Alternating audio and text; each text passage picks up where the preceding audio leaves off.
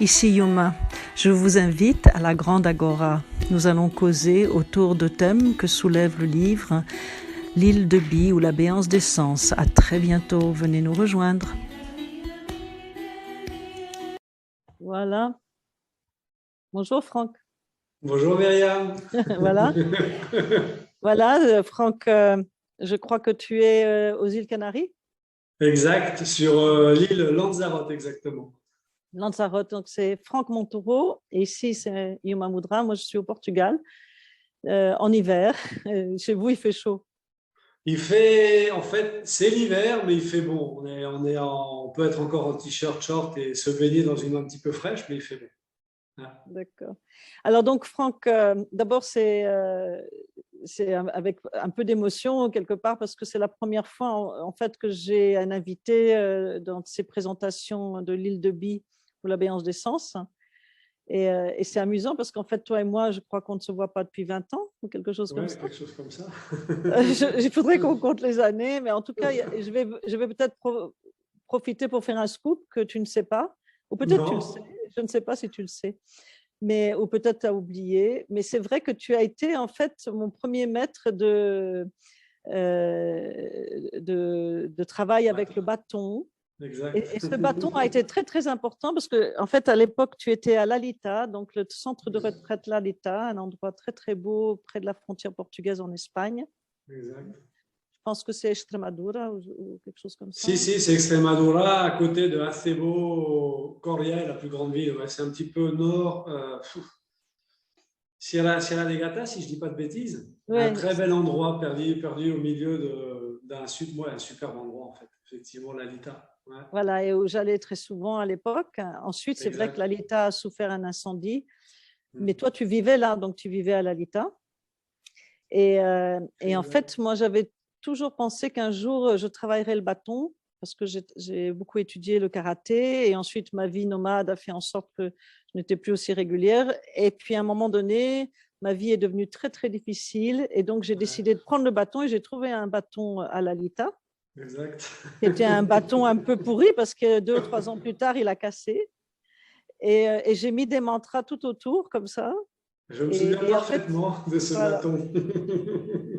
C'est devenu très important, hein, c'est quelque chose de très important. Et voilà, et donc j'ai toujours nourri de la gratitude envers toi parce que je n'oublie pas du tout ça, toutes Ah, ces transmissions. c'était une belle rencontre. C'est vrai que moi aussi, c'est toujours émouvant après tant d'années, parce que j'ai un très bon souvenir de toi arrivant à l'Alita aussi. Le départ de Danza Duende, qui était là-bas aussi, avec beaucoup de discussions, t'accompagner sur vers où ça allait, ce que tu apportais. Après les arrivages avec toutes les filles qui arrivaient, les daikini qui arrivaient pour passer 15 jours avec ce que ça amenait. Enfin, des moments vraiment, vraiment magiques, quoi. Et ça, j'ai des souvenirs, j'en ai plein, plein, plein, plein. Et le bâton, effectivement, on s'est fait plaisir, quoi, à bouger un petit peu à droite, à gauche. Non, c'était de très, très bons souvenirs. Ça me fait vraiment très plaisir de pouvoir être là, ben, là tout de suite avec toi et pouvoir partager un petit peu sur cet excellent livre. C'est un peu flou ça. Il y a quelque chose qui se passe en fait, j'ai Non, quand l'impression. tu veux montrer le livre, je pense qu'il faut le rapprocher de la caméra peut-être. Parce que ouais, c'est bizarre. Tiens, comment ça se Ouais, c'est fait? bizarre. Ah, tu dois avoir un fond, tu dois avoir un truc avec le fond. Peut-être sans le faire exprès, tu as installé une. Parce que ton corps est découpé avec le fond. Mais ah, Ah. ça a changé. Je Ah, ça disais marche. donc que c'était un plaisir de pouvoir être là tout de suite avec toi et pour partager sur ce superbe livre que je me suis fait vraiment très plaisir à lire et où il y a une multitude de choses, effectivement. Ouais, beaucoup, beaucoup de choses. Ainsi que, bah, merci et bah, on va partager un petit peu quoi, par rapport à tout ça. Oui, et je vais continuer sur cette histoire de bâton parce qu'en Bien fait, sûr, avec plaisir. cette histoire de bâton, maintenant, j'y avais pas pensé avant qu'on se rencontre, mais elle est très importante dans le cheminement, justement, de découvrir l'énergie masculine qui soutient l'énergie féminine en moi-même, dans mon propre corps. Mais pour moi, mon propre corps, c'est la façon de comprendre mon esprit. J'ai toujours été un peu comme ça. J'ai toujours eu besoin d'éprouver physiquement les enseignements pour les comprendre dans la chair et pas Mhm. tellement trop, en tout cas, seulement intellectuellement. Et donc, quand j'ai commencé à apprendre à manier le bâton, c'était pour danser, c'était pas pour me battre, hein. Mais bon, il y a toujours avec Bien le sûr. bâton des possibilités de rythme, des possibilités de combat, des possibilités de choses pratiques. Et donc, je me promenais avec tout le temps, tout le temps, tout le temps, tout le Je me temps. Donc, souviens, vous avec son bâton. je l'avais dans un collant comme ça. J'avais une jambe qui faisait, et puis le bâton derrière. Et même j'emmenais dans les avions. Donc un jour, j'étais dans un aéroport avec mon bâton et il y a un monsieur qui est venu me voir qui me dit: Excusez-moi, madame, est-ce que vous êtes samouraï? Excellent.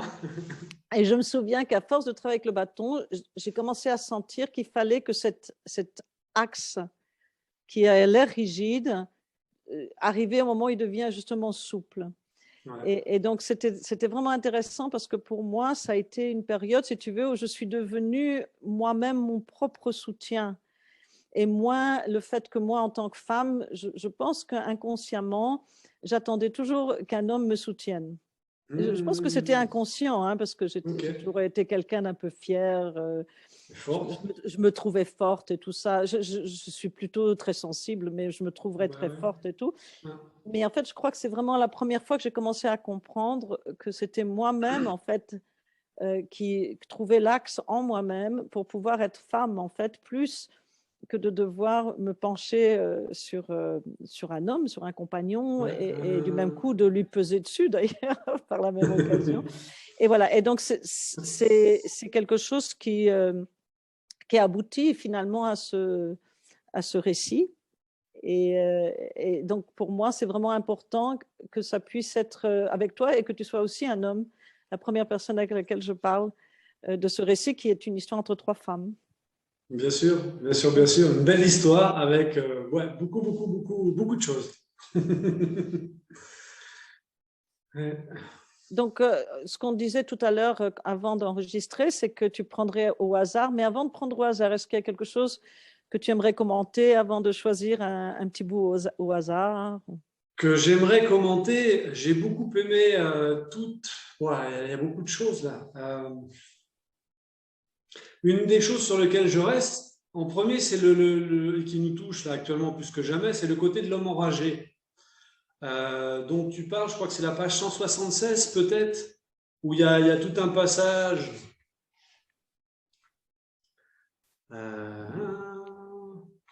Page 176, oui. Oui. Là, c'est la transmutation, oui, je comprends. Oui. Non, pardon, oui, c'est la 177 en fait. Bah, je peux lire un petit bout? D'accord. D'accord. Là, on y est en fait. Un homme vivait en moi, c'était l'homme fâché, un homme malheureux. Juste ces phrases-là.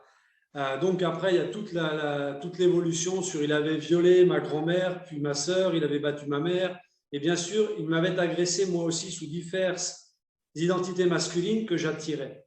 L'homme fâché voulait me tuer malgré des remords anticipés, il culpabilisait. En tout cas, pour en revenir à l'homme enragé, je trouve que c'est quelque chose de très intéressant parce qu'en fait, je m'y retrouve par rapport à une certaine période de ma vie où j'ai eu la chance, on en a parlé un petit peu aussi, de pouvoir comprendre un petit peu l'état des enseignements pour apprendre à comprendre que j'étais moi aussi un homme enragé, comme on va dire la plupart des êtres masculins, et qu'il était vraiment nécessaire de transformer un petit peu ce mal-être interne pour pouvoir avoir une vie beaucoup plus tranquille, pacifique et je dirais plus agréable et productive dans le sens depuis le cœur plutôt que de productive depuis la tête et je vais marcher sur mon prochain pour arriver à mes fins quoi qu'il arrive en fait. Et en tant qu'homme, ça a vraiment été quelque chose, je trouve que par rapport à ce que tu mets dans le livre en tant que femme, avoir ce côté-là, mais en tant qu'homme aussi, le côté patriarcal ne ménage personne, autant les hommes que les femmes. On est tous touchés, tous mis à la même enseigne par rapport à ça. Et il y a vraiment un côté que je trouve assez intéressant dans ce que tu développes au niveau de ton côté féminin par rapport à cet homme fâché qui est en toi, qu'on a tous, quoi. Je crois que là, c'est vraiment quelque chose en tant qu'homme, c'est vraiment une partie très, très importante à prendre au pied de la lettre sans rendre compte et adoucir un petit peu les angles. Le méchant garçon fort, el machoté, c'est bien d'arrondir un petit peu les angles pas mal, quoi, pour toucher quelque chose et amener en fait cette féminité en nous en tant qu'hommes, je trouve, pour pouvoir équilibrer le fameux côté yin-yang. J'aime bien voir le côté et sentir plus que voir. Ça m'a pris un peu de temps à comprendre comment arriver à compartir le côté féminin et masculin en tant qu'homme. Mais chez la femme, j'imagine que c'est la même chose, que la femme puisse prendre conscience du fait qu'elle a aussi un côté masculin, qu'elle le développe, mais le bon côté masculin, pas forcément le mauvais côté masculin, parce que sinon, ça, on redevient dans le même schéma, ce qui se passe avec pas mal de femmes en politique aujourd'hui, qui sont assez masculines, mais elles sont dans le côté, on va dire… Oui, la difficulté, je crois, hein, c'est que… D'abord, c'est toujours personnel, c'est-à-dire que c'est toujours…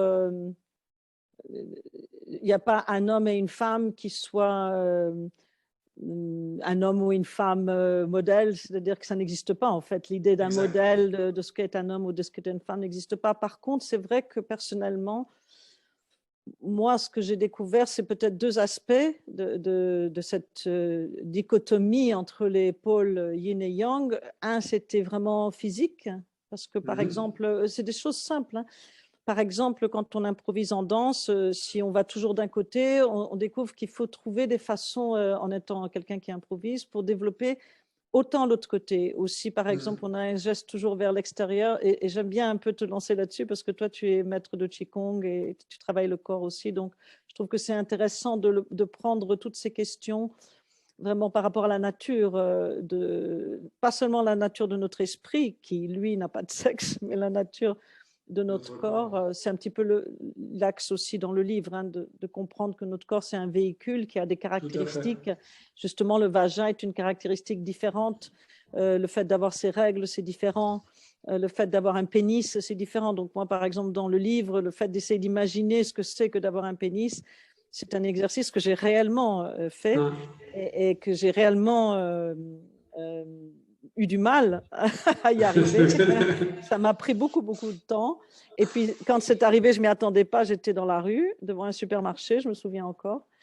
Et tout d'un coup, je me rends compte que c'est exactement la même chose que dans certains exercices en psychologie ou en psychologie profonde bouddhiste, hein, c'est des psychologies contemplatives bouddhistes. On prend la forme, par exemple, hein, du démon, c'est-à-dire qu'on invoque le démon, ça s'appelle nourrir les démons. C'est une pratique qui a été mise au point par Lama Tsultrim Lyonnais. Donc, on invoque le démon qui habite notre esprit, notre vie. Le démon, ça veut dire quoi? Ça veut dire une énergie qui nous enlève de l'énergie, justement, ou qui nous pèse ou qui est difficile. Et en l'invoquant, on va créer une relation dans laquelle on va lui parler et on va essayer de comprendre. Mais en fait, pour pouvoir lui parler, il faut prendre sa forme. Ok. Et quand on prend sa forme, on se rend compte que finalement, ce démon n'est pas du tout un démon. On se rend compte que soi-même, on peut prendre la forme de cette hallucination, entre guillemets, hein, qui nous arrive. Et qui tout d'un coup, on arrive à prendre cette forme. Et quand on prend cette forme, on n'a plus du tout la même perspective de ce qui se passe. Et du coup, il y a vraiment la possibilité de nourrir cette énergie pour qu'elle soit soulagée au lieu de se battre contre elle. C'est-à-dire qu'au lieu de se battre contre cette énergie, ce dragon, au lieu de combattre le dragon, on va lui donner ce dont il a réellement besoin. Et du coup, le dragon n'a plus vraiment besoin d'avoir cette violence contre moi, par exemple. Si c'est, voilà. Et donc, c'est le même principe, hein. Et donc, quand on prend la forme de l'autre et quand vraiment ça arrive, ce qui est très étonnant, c'est qu'on est vraiment étonné. Dans les constellations aussi, quand on fait des constellations familiales, on change de corps, hein, et donc tout d'un coup, on sent la vie d'une autre façon. On se sent, et donc, tout ça pour dire quoi? Pour dire que ça, c'est physique. Donc, l'aspect physique, moi, c'est devenu dans la danse parce que je me suis rendu compte que j'avais vraiment besoin d'équilibrer la droite, la gauche, le devant, le derrière, être debout, être couché, l'inspire, l'expire, donc tout ce qui semble double, à force de chercher l'équilibre entre ces deux, justement par leur confrontation tirée, poussée, en fait, il y a une force. Et cette force, en fait, c'est la troisième, c'est la colonne vertébrale. Et puis, en fait, il n'y a pas de guerre entre mon côté droit et mon côté gauche. Donc, du coup, ça représente les pôles masculins et féminins. Mais ensuite aussi, dans la société, c'est-à-dire que dans la société, si on prend vraiment relativement, pour une femme, c'est compliqué Bien sûr. de faire carrière dans la politique. Par exemple, l'exemple de la politique, comment est-ce qu'elle va faire carrière dans la politique si elle n'arrive pas à frayer son chemin? Donc, c'est vrai que ce n'est pas vraiment facile, mais peut-être que c'est l'époque maintenant pour engager ces conversations, parce qu'il y a plein de gens qui parlent de ça en ce moment. Tout à fait, justement, effectivement, c'est vraiment le moment pour commencer peut-être à mettre des fondements d'un fonctionnement un petit peu plus équilibré, comme tu es en train de l'expliquer, et effectivement d'arriver à un entendement différent sur ce qu'est tout ça, effectivement. Tu as très bien expliqué là. Effectivement, c'est depuis un équilibre des deux forces contraires, arriver petit à petit à intégrer ces deux forces et que depuis le centre, il y ait vraiment quelque chose de très concret, très calme et qui est là, quoi, sans avoir besoin de bagarrer pour passer une information ou partager une information. Ouais. Si. Et l'enragement disparaît petit à petit, ce qui est pas mal aussi. Oui, en fait, de toute façon, les enragés et l'homme en colère, hein, pour moi, en tout cas personnellement, c'est vraiment la difficulté en tant que femme par rapport à la violence. Donc ça, par contre, c'est concret aussi. C'est un petit peu ce que je disais. Bon, moi, je ne suis pas politicienne. Si j'étais politicienne, je pense, heureusement que je suis devenue bouddhiste. Je pense que si j'étais devenue politicienne, je serais très, très violente. Et je pense que je ne voulais pas prendre ce chemin-là, mais je le ressens. Je le ressens. Hein. Bien sûr. Je ressens la possibilité en moi de vraiment avoir les dents qui poussent et tout, tu vois.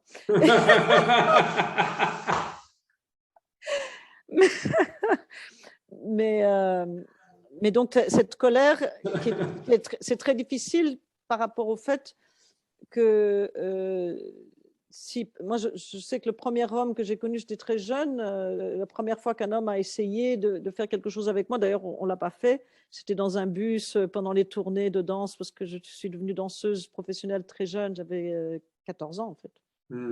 Mais j'avais l'air beaucoup plus âgée, je passais facilement. Et donc, moi, tous les hommes voulaient faire les choses avec moi parce qu'en plus, ils pensaient que j'avais 18 ans. Et moi, je ne comprenais rien à ça parce que je croyais qu'un homme, c'était un prince charmant, quoi. C'est ce qu'on avait expliqué dans les contes. Oui, moi, j'y croyais vraiment, quoi. Et alors, quand cet homme, que j'ai rien contre lui, parce que moi, entre-temps, j'ai très bien compris que de sa part, c'est pas de la méchanceté, c'est simplement que pour lui, moi, j'étais un peu comme un gâteau au chocolat, quoi. Et au fond, moi, quand il me dit tu es appétissante, moi je me disais mais qu'est-ce qu'il me raconte? Je suis appétissante, mais je ne suis pas à manger, quoi. De toute façon, si tu me manges, il ne restera plus rien après. Voilà. Et donc ça, je me suis rendu compte au bout d'un moment qu'en fait ma façon à moi d'avoir cet homme en colère, c'était pas de me rendre compte que je le ressentais. Parce que moi, je me ressentais comme quelqu'un de bon, de gentil, de compassionné, tous ces trucs-là. Je me sentais très vertueuse. Je n'avais pas du tout aucune conscience que chez moi, il y avait beaucoup de choses qui sont justement les choses que je n'aimais pas chez les autres. Bien sûr. Ça a pris un certain temps. Et beaucoup de pratiques aussi. Ça m'a aidé de pratiquer. Hein. Mais en tout cas, je me suis rendu compte en même temps que j'ai vu en moi-même cette espèce de colère qui est très martiale chez moi. Je me suis rendu compte qu'en fait, c'est ça, la rencontre avec l'homme qui m'agresse. C'est comme si l'homme qui m'agresse, c'est une projection de ma propre énergie. C'est pour ça qu'au début, je l'ai laissé m'agresser. C'est parce que j'avais besoin de le voir à l'extérieur jusqu'à ce que j'arrive à comprendre qu'il était aussi à l'intérieur. Et Ouais. une fois que j'ai compris qu'il était à l'intérieur, j'ai réussi quelque part à me libérer de lui parce qu'en fait, par exemple, dans ce cas-ci, hein, c'est un homme qui m'a vraiment maltraité, mais vraiment, hein, Ouais. il a vraiment failli me tuer. Hein, c'était très, très, très, très Ouais. fort. Et quand j'ai réussi à le quitter, il m'a poursuivi et tout ça. Et puis finalement, un jour, je l'ai revu et j'avais plus peur. Et c'était très étrange parce qu'il ne pouvait plus rien me faire. Et pourtant, je me suis retrouvée seule avec lui dans un lieu, dans un appartement ou une chambre, je ne sais plus. Et je voulais lui expliquer comment il fallait qu'il fasse pour se libérer de moi et pour aller bien dans sa vie, je sais pas, tout un truc. Et lui, en fait, il m'a rien fait, il m'a pas frappé. Et je me suis demandé, mais qu'est-ce qui se passe? Et je me suis rendu compte que c'était parce qu'on n'était plus, tu sais, comme Matrix, on n'était plus dans la même Ouais. fréquence. On n'appartenait plus au même. Mhm. Et donc, il ne pouvait plus, et moi non plus. Et donc, on ne s'est plus jamais vus. Ouais. Ouais. Ça, on avait changé de. Il a continué sa voie, et moi, j'ai continué la mienne, et on n'était plus dans le même train. Ouais. Il y avait plus ce côté déclencheur et déclenchement, en fait. Une des deux personnes qui déclenche chez l'autre une réaction qui se passe souvent, souvent au niveau des relations de couple, en fait. Et effectivement, à partir du moment où il y a une coupure, chacun va suivre un petit peu son chemin, on se retrouve, et c'est vrai que c'est vraiment quelque chose de différent, quoi.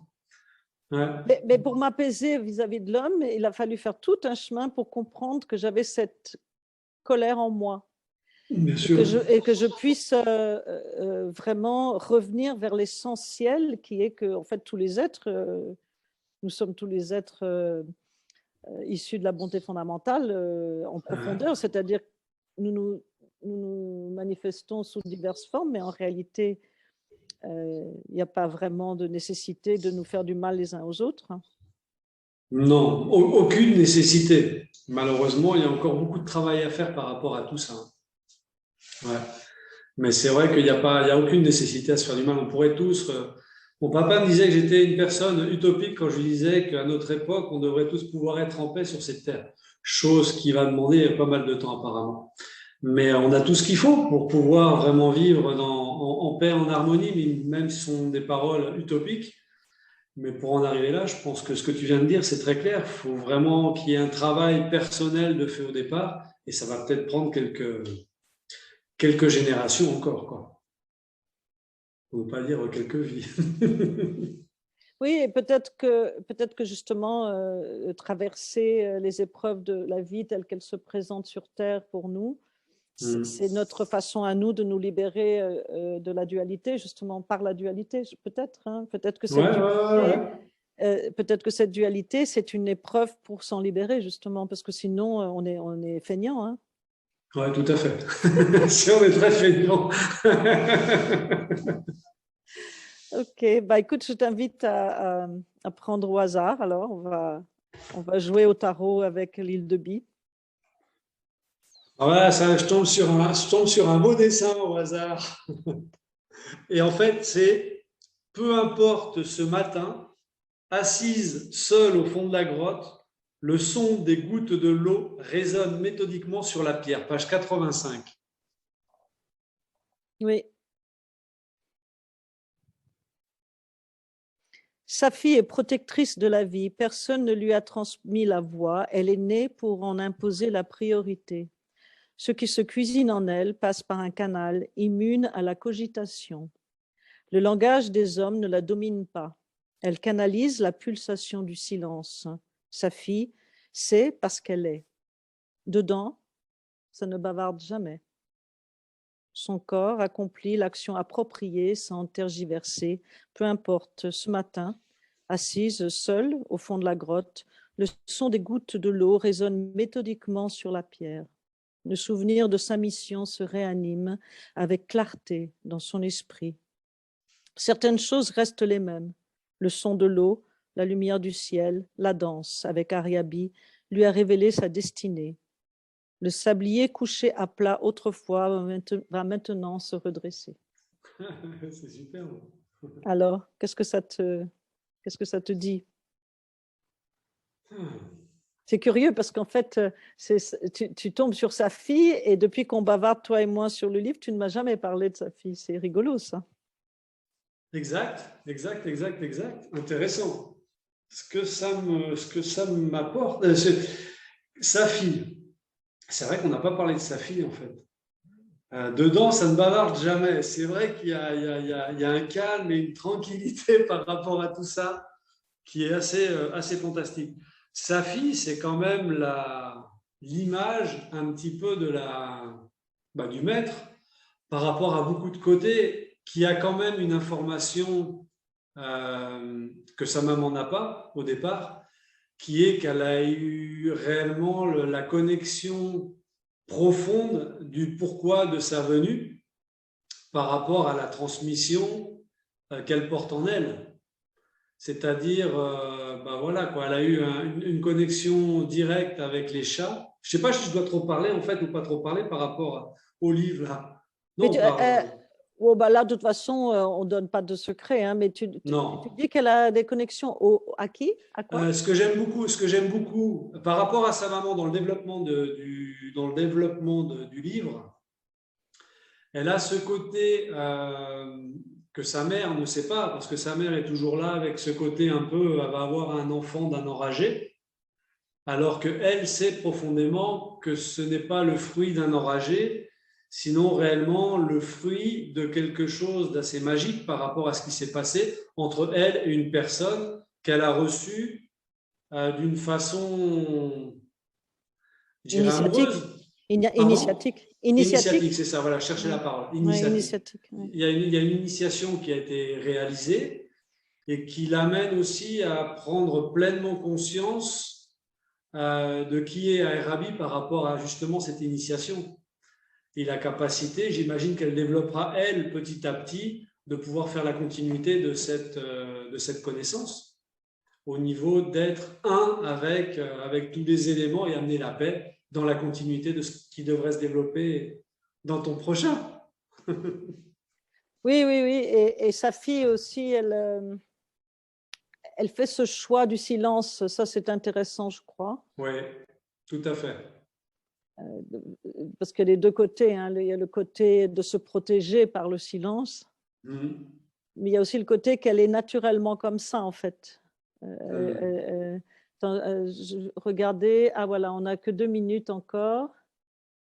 Voilà, justement, j'allais demander à notre Dakini qui nous aide. Donc, il y a quelqu'un au Brésil qui est en train de nous aider à faire l'enregistrement et qui dit qu'on n'a plus que 2 minutes. Donc, Franck, dis-moi, est-ce qu'on profite des 2 minutes pour conclure ou est-ce qu'on continue? Pour moi, on peut continuer. Alors, donc, on va faire juste une petite pause et puis un nouvel enregistrement. Si tu veux, avec plaisir. D'accord, parce qu'on a 40 minutes. Et donc, on va refaire encore un autre enregistrement. Donc, on se salue et on revient tout de suite. On se salue, on revient tout de suite. À tout de suite. Hein. À tout de suite.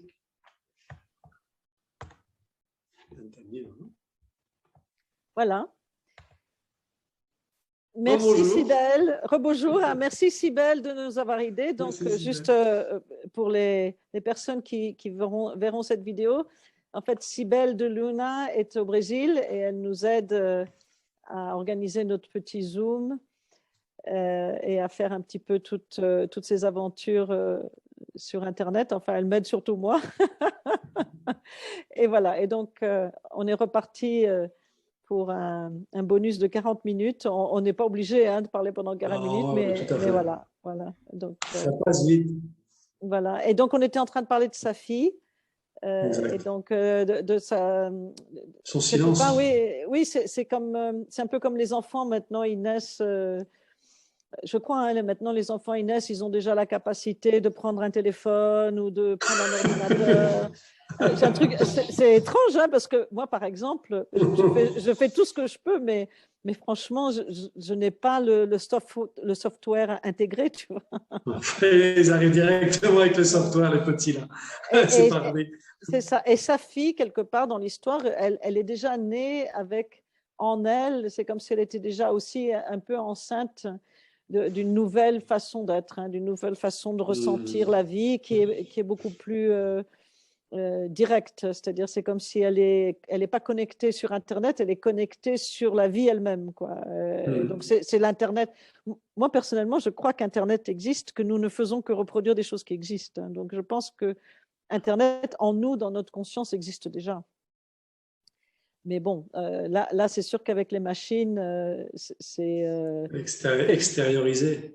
voilà, c'est plus précis pour le moment pour la communication, mais on communique aussi par les rêves et par. Télépathie. Ouais. Oui, je pense, oui, je crois, oui, oui, ça Oui, m'arrive oui. souvent, voilà. Et donc sa fille, elle représente ça, et voilà. Et je ne sais pas si cet extrait que tu as lu, s'il te parle ou si. Si, ce dont on parlait, moi, c'était le côté silence aussi, ce que tu viens d'amener, qui me plaisait beaucoup par rapport à sa façon d'être, ce côté de recueillement, et que tu viens de définir qu'effectivement, elle naît ou elle avait déjà ça en elle. Et j'aime beaucoup la description. Ben, c'est ça, quoi. Peu importe ce matin, assis seul au fond de la grotte, le son des gouttes de l'eau résonne méthodiquement sur la pierre. Il y a vraiment quelque chose de… Tu es là, tu es posé tranquillement et il se passe plein de choses. Et le silence fait que tu puisses vraiment les apprécier pleinement, plus que s'il y avait un blablabla continu dans la tête, en fait. Mais oui, c'est ça, et c'est un petit peu ça aussi, je crois, hein, l'audace du roman, c'est qu'il propose, il propose l'absence de concept. Et c'est ça, la folie d'Ariabi, c'est qu'Arabi, elle est folle parce qu'elle n'obéit pas à des concepts. Donc c'est pour ça qu'elle est une représentante, la vieille Arabi, de la folle sagesse, hein. Ouais, Mais sa fille, elle est directement connectée avec cette troisième valeur. Donc moi, je crois, hein, par exemple, que le rythme, hein, si on va parler du rythme, donc le rythme des gouttes. OK. Nous, on a l'habitude et là, ça reprend un petit peu justement ce qu'on appelle le patriarcat. Je crois que c'est ça. Je crois que c'est la même chose. Donc, c'est pas une histoire d'homme et de femme. OK. C'est une histoire je crois, hein, de la façon dont on vit la matière. Comment est-ce que nous, en tant qu'êtres humains, on utilise notre potentiel profond ou pas? Je crois que c'est ça la question, hein. Et donc, si par exemple on entend un rythme, on aura peut-être très souvent tendance à penser que le rythme, c'est du son. Mais en fait, ce qui produit le rythme, c'est le silence entre chaque son. Exact. C'est une vibration, mais la vibration, c'est parce qu'il y a un espace entre chaque vibration qui est court ou qui est long ou qui est beaucoup plus long, qui est répété. C'est ça qui va créer justement le schéma, hein, la structure d'un rythme. Tout à fait. Comme notre cœur, hein, comme les battements du cœur. Et nous, en général, on fait attention au son, mais on ne fait pas attention au fait que ce son, il a lieu à l'intérieur d'une texture entre guillemets, ce qu'on appelle silence, qui est très bizarre d'ailleurs aussi, parce que c'est même quand tu fais un film avec des gens qui sont spécialistes du son, les ingénieurs du son, ils doivent enregistrer le silence de l'endroit où tu te trouves, parce qu'en fait, les silences sont toujours différents. Donc, c'est comme l'espace. Et nous, au niveau de notre être, de notre esprit, sa fille est beaucoup plus là.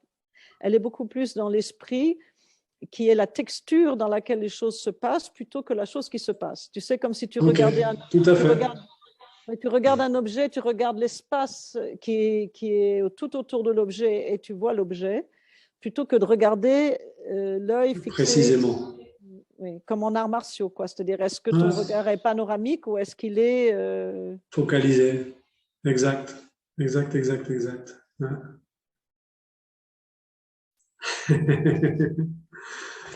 Voici. Et toi, par exemple, quand tu donnes un massage, est-ce que tu pourrais ressentir, parce que tu m'as dit que tu venais de donner des massages avant de… Juste avant d'arriver, effectivement. Je suis en train de donner 2 sessions. Mais c'est un petit peu l'enseignement que nous donnaient Anand Buddha et Anasha, qui ont été… que tu as probablement connus. Peut-être, ils venaient à l'Alita souvent, et ils y sont toujours. Ils vivent maintenant en Équateur, si je ne dis pas dans un bel endroit qui s'appelle Villacamba. Et Anand Buddha est… une des grands, enfin, l'essence de l'enseignement qu'il nous amenait, c'était vraiment, oui, tu connais ta technique, oui, tu apprends tout ce qui est l'anatomie du corps humain, oui, mais il y a un moment de temps où quand tu arrives avec une personne, tu connectes avec une âme, et là, tu oublies tout ça et tu connectes directement depuis l'espace. Et c'est vraiment ça. Et à partir de là, juste avant, justement, la dernière session, souvent on me fait la réflexion, mais c'est quoi comme type de massage? Parce qu'en fait, ils reconnaissent des choses. Ah ouais, ça fait un peu penser à du Thai massage. Après, il y a du crânio-sacral. Après, il y a des choses peut-être plus du roll flick. Je ne sais pas que ce soit une technique, sinon on arrive dans l'espace avec cette qualité silencieuse. Et partant de là, moi personnellement, je syntonise ça. Je laisse mes mains aller un petit peu depuis cet espace et il va se passer ce qui doit se passer pendant 1 heure et quart, selon le moment. Mais c'est vraiment depuis cet espace. Ouais. Et c'est de là où va se créer parfois des choses surprenantes. Ouais. En Mais qui est fait, un petit peu… Pardon, oui, vas-y. non, Vas-y. continue. Non, c'était ça. Mais en fait, je pense que c'est similaire à ce que j'appelle la première pensée, meilleure pensée. D'ailleurs, c'est Chogyam Trungpa Rinpoche qui a appelé comme ça. Mais je l'ai découverte en danse. Et tout d'un coup, quand j'ai lu Chogyam Trungpa Rinpoche, je me suis rendu compte que ce qu'il expliquait en tant que première pensée, meilleure pensée, c'était la même chose sur lequel j'étais en train de travailler. Et j'ai l'impression que c'est ça dont on a vraiment besoin, je crois, en tant qu'être humain. Je crois qu'on a… Et là ça transcende la dualité homme-femme, parce qu'en fait, en réalité, elle n'existe pas, cette dualité. C'est ça que j'essaye, en fait, d'expliquer de mon point de vue, c'est que tant qu'on n'a pas transcendé cette histoire, aussi bien nous les hommes que nous les femmes, on va rester dans et toi et moi, et la femme elle est comme ça, et l'homme il est comme ça, mais en fait non, c'est le corps, oui, le corps, il a une… C'est un peu comme avoir des yeux ou ne pas avoir des yeux. Donc, avoir un pénis ou pas avoir un pénis, avoir des règles ou pas avoir des règles, pouvoir tomber enceinte ou pas pouvoir tomber enceinte, effectivement, c'est un outil complémentaire l'un de l'autre, mais qui n'est pas antagoniste. Mais ce qui nous manque, je crois, hein, j'ai l'impression, hein, en tant qu'être humain, c'est le pouvoir nous libérer du concept. Parce que nous sommes toujours en train de remplir tout ce qu'on a appris par une formule, une recette, un concept, qui peut être très utile parce qu'à un moment donné, on a besoin d'un tire-bouchon pour ouvrir une bouteille. mais il faut boire le vin, c'est pas le tire-bouchon. Tu vois. Donc, à un moment donné, l'essence de l'être humain, je crois, hein, c'est qu'il a la capacité de prendre soin du monde, parce qu'il a la capacité de se libérer de la survie, puisqu'il a réussi quelque part à s'extirper de la problématique fondamentale qui est manger, dormir. Bien sûr, on est en train de recréer un problème bien pire maintenant, mais ça, c'est la manifestation de nos poisons psychologiques. Oui, tout à fait. Jung, il l'a dit. Hein, il l'a bien expliqué. Et il l'a expliqué, on n'en profite pas beaucoup, tu vois. Mais on a la capacité, et je crois que c'est ça, cette absence de concept, c'est même important, je crois, pour nous tous qui sommes intéressés par une recherche spirituelle, une recherche plus intérieure, peut-être une recherche, un questionnement humain. C'est qu'à un moment donné, on ne peut pas l'expliquer. Et qu'à un moment donné, quand la posture intérieure est juste, et c'est quoi une posture juste? C'est une posture qui n'investit pas dans l'espoir ou dans la peur par rapport à soi-même. Et à ce moment-là, on peut donner un massage. Parce que si tu donnes un massage en pensant, c'est une femme par exemple, je vais me la faire, ça ne marche pas alors. Non, bien sûr que non, bien sûr que non. Oui. Bien sûr que non, ça va pas par là, quoi. Oui. Mais la même chose par rapport au niveau du mouvement, il y a un moment de temps aussi. Et ça, je trouve que c'est vraiment le côté sympathique, c'est d'être capable, oui, la structure par rapport au fait d'éviter de te faire mal. Pour moi, ça, c'est une chose qui est assez importante au niveau du mouvement. Donc, tu apprends à te déplacer pour éviter de te faire mal. Mais après, il y a vraiment un flow qui est là et qui va exister si tu es capable de te laisser aller et te faire prendre dans ce flow. Je ne saurais pas comment le traduire en français, une fluidité qui se passe, et voilà, et là, il n'y a plus de bien, de mal, il y a quelque chose qui se passe. Mais je trouve important aussi le côté d'une certaine structure, parce que la structure va te donner quelque chose justement qui va permettre de canaliser ce flow dans un bien-être plutôt que dans un mal-être. Ouais. Oui, et puis il y a aussi l'intelligence par rapport à soi-même, puisque le corps, il change tous les jours. Bien sûr. Et effectivement, la structure autour de laquelle tu travailles en extension ou en rétention, quand tu as 15 ans, quand tu as 25 ans, quand tu as 35 ans, quand tu as 75 ans. Moi, je vois, là, je viens de planter 72 arbres. D'ailleurs, il m'en manque 5 encore, donc j'en suis pas encore à 72. Mais on vient de planter donc presque 72 arbres. Il y en a 5 qui attendent là, maintenant. Et je vois bien que c'est très différent que de planter des arbres quand j'avais 20 ans. Ah bah oui. Et donc, à un moment donné aussi, bon, ça c'est un petit peu en plus de ce dont on parlait, mais c'est-à-dire que l'intelligence qu'on a par rapport aux limites qu'on a, Bien donc sûr. cette structure du squelette surtout, hein, c'est beaucoup le squelette quand même, le poids, le squelette. Ouais. Ben c'est vrai qu'on a vraiment besoin de ça. Mais ce que je crois, c'est que, en fait, quand je disais qu'on a la capacité de prendre soin, c'est que je crois que l'être humain est programmé naturellement pour être bon. Ouais. Et pourquoi je crois ça? C'est beaucoup, déjà, bien sûr, hein, par une tendance qui fait partie de moi, et peut-être de ce que j'ai reçu, mais aussi parce que j'ai un petit peu étudié des livres sur les neurosciences. Il y a Damasio, le portugais, hein, le médecin portugais, Oui. qui a beaucoup travaillé sur le système nerveux, le cerveau et la vertu. Donc, il a vraiment développé tout un travail sur le fait que quelque part, un être humain est plus heureux Mais bon. parce qu'il est vertueux, mais en fait, ce n'est pas la vertu qui lui emmène le bonheur par cause à effet, c'est que la vertu est en soi-même un état dans lequel on est heureux. Et donc ça, je trouvais que c'était très intéressant parce que j'observe beaucoup les mammifères.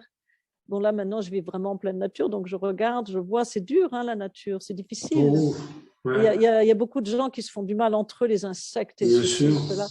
Et donc, l'être humain, au milieu de tout ça, il est diminué s'il n'avait pas cette espèce de... Il est malin, quoi, l'être humain. Il a ce côté singe où il est malin, il prend ça, il mélange ça, et hop, il s'en sort, tu vois. Ouais, et petit à petit, il a fait une bombe atomique au bout d'un moment, tu vois. C'était le gros singe, il s'est laissé un petit palais par rapport à sa créativité. À force, voilà, l'être humain, on est vraiment très, très, très créatif. On arrive même à créer tous nos cauchemars, on arrive à les faire exister, tu vois. Bien sûr. Mais en réalité, nous sommes vraiment bien épanouis, en harmonie, sans avoir besoin de beaucoup de choses, à partir du moment où la vertu peut s'écloître, on dit en français, éclore. Oh, s'épanouir. Nous deux, à force de parler plein de langues, on est toutes les langues qui se mélangent. Enfin voilà, donc il y a l'éclosion de la vertu. Et en exact. fait, parfois les personnes ils croient que la vertu c'est un truc moral, mais en fait non, je crois pas.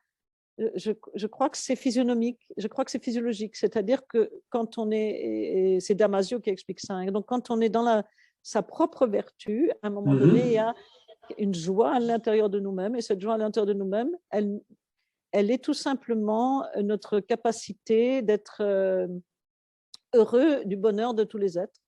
Ouais, ouais. C'est beau, c'est vraiment beau, effectivement. Ouais. Voilà. Et sa fille, elle est née comme ça. La bonté fondamentale dont on parle beaucoup en fait au niveau bouddhiste, mais j'aime beaucoup le côté. En gros, si on regarde des enfants avant qu'ils soient un petit peu durement frappés par la vie, il y a cette beauté qui est là. Et normalement, les jeunes, il y a quand même ce côté-là spontané d'aller aider ses copains, ses copines, d'être bien normalement quand tu es. Ouais. Et après, la vie arrive avec parfois des choses un petit peu dures qui vont éteindre un petit peu cette flamme, mais je pense qu'on peut la retrouver une fois qu'on enlève, on a la capacité d'enlever pas mal des petites couches de l'oignon et de faire revivre un petit peu cette flamme de bien-être qui est là.